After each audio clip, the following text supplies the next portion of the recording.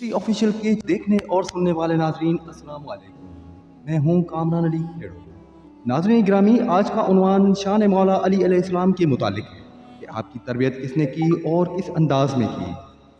इस पर तारीख़ इस्लाम बयान करती है मौला अली अलैहिस्सलाम की तरबियत रसूल खुदा सल्लल्लाहु अलैहि वसल्लम की ज़ेर साया हुई थी। खुदा जाने सरवर कौनैन सल्लल्लाहु अलैहि वसल्लम ने अपने भाई की तरबियत कैसी की थी और लायक व फायक भाई ने उसकी तरबियत से क्या कुछ हासिल किया था।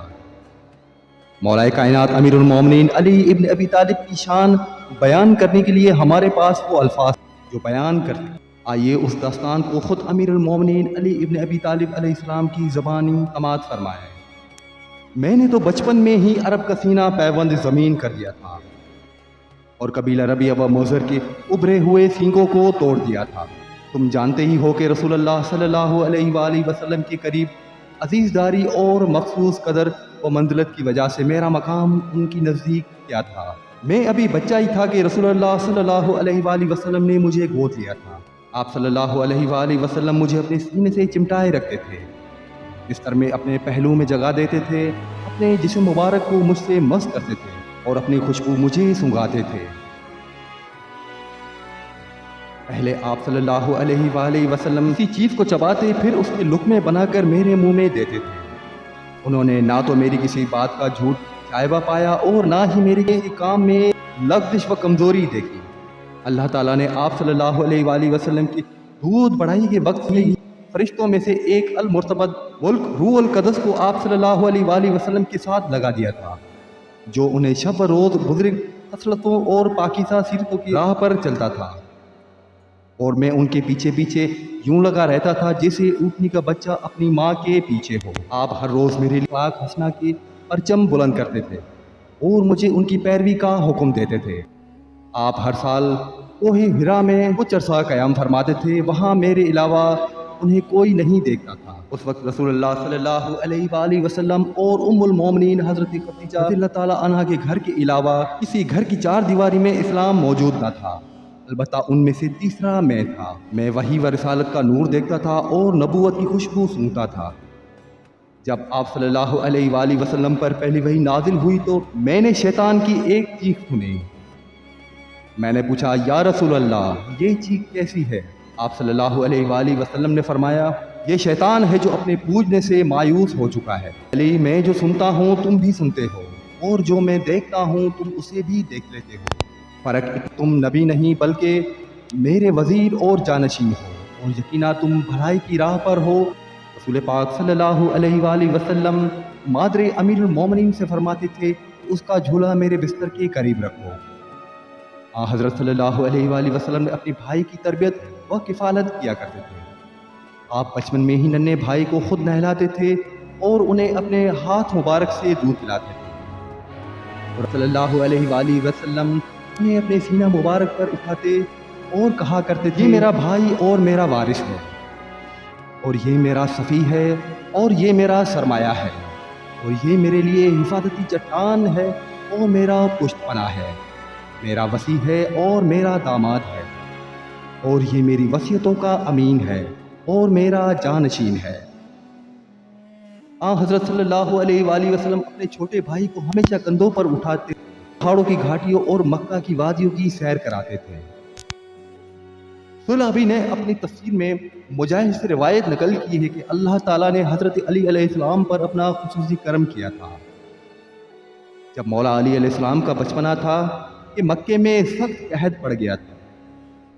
जब हज़रत अबू तालिब अलैहिस्सलाम कसीरुल अयाल थे, उस वक्त रसूल खुदा सल्लल्लाहु अलैहि वसल्लम और आपके चचा हज़रत अब्बास रज़ियल्लाहु ताला अन्हु के माली हालात अच्छे थे।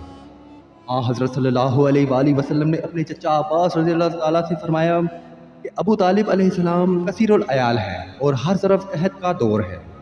आप मेरे साथ चलें और उनका बोझ हल्का करें।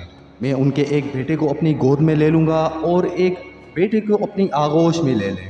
हज़रत अब्बास रज़ियल्लाहु ताला ने कहा, ये तजवीज़ मुनासिब है। चुनाचे दोनों हज़रत अबू तालिब अलैहिस्सलाम के पास आए और उन दोनों से कहा कि जब तक हालात बेहतर नहीं होते तब तक हम आपका बोझ हल्का करते हैं।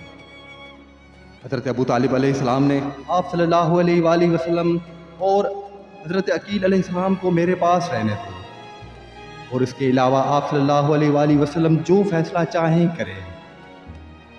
رسول اکرم صلی اللہ علیہ وآلہ وسلم نے حضرت علی علیہ السلام کا بازو تھاما اور انہیں سینے سے لگایا، اور حضرت عباس رضی اللہ تعالیٰ عنہ نے جناب جعفر علیہ السلام کو سینے سے لگایا، اور اس کے بعد مولا علی علیہ السلام مسلسل رسول خدا صلی اللہ علیہ وآلہ وسلم کی تربیت میں رہے، یہاں تک کہ آپ صلی اللہ علیہ وآلہ وسلم کو خدا نے نبوت پر مبعوث فرمایا۔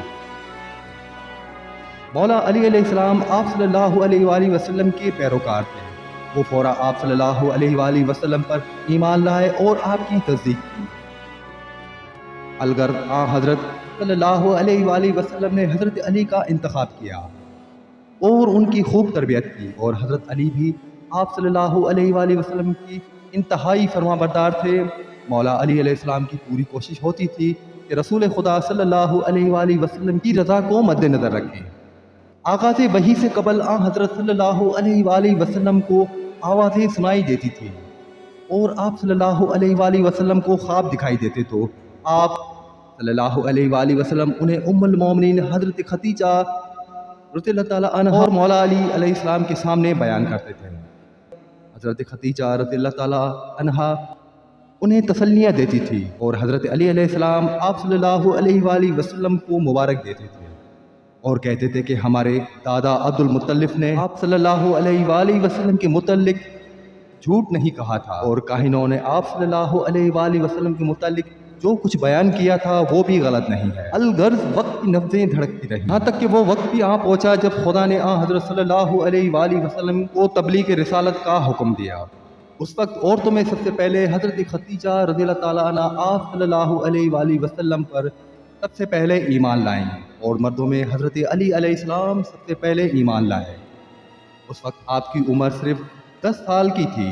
حضرت خدیجہ رضی اللہ تعالیٰ عنہ مولا علی علیہ السلام پر بے حد شفقت کرتی ہیں، اور ہمیشہ حضرت علی علیہ السلام کو صاف ستھرے کپڑے پہناتی تھی، اور آپ کو نہلا دھلا کر آپ علیہ السلام کے بال سنوارتی تھی۔ الغرض حضرت خدیجہ رضی اللہ تعالیٰ نے آپ کو وہ پیار دیا کہ کوئی ماں اپنے بیٹے کو دے سکتی ہے۔ ناظرین گرامی، علم نفسیات و تربیت کے ماہرین یہ فیصلہ کرتے ہیں کہ انسان کا کردار اور اس کے بچپن کی تربیت ہوتا ہے، اور ہر شخص کی زندگی اس کی تربیت کرنے والے کا آغاز ہوتی ہے، اور کسی بھی بچے کی تربیت کو دیکھ کر اس کے مستقبل کی پیشن گوئی کی جا سکتی ہے۔ اس بچے کو بچپن میں حقارت اور نفرت ملے تو جب وہ بڑا ہوگا تو وہ احساس کمتری میں مبتلا ہوگا۔ الغرض ہر انسان کی شخصیت کی بلندی اور پستی میں تربیت کا عمل ہوتا ہے۔ اگر کسی بچے کی تربیت بہتر انداز سے کی جائے تو اس میں شرافت نفس، بلند ہمتی اور روحانی بلندی دکھائی دے گی۔ اب تک کے لیے بس اتنا ہی۔ ناظرین گرامی، اس ویڈیو کا دوسرا پارٹ بہت ہی جلد اپلوڈ کیا جائے گا۔ ویڈیو اچھی لگی تو کمنٹ سیکشن میں اپنی رائے کا اظہار کریں۔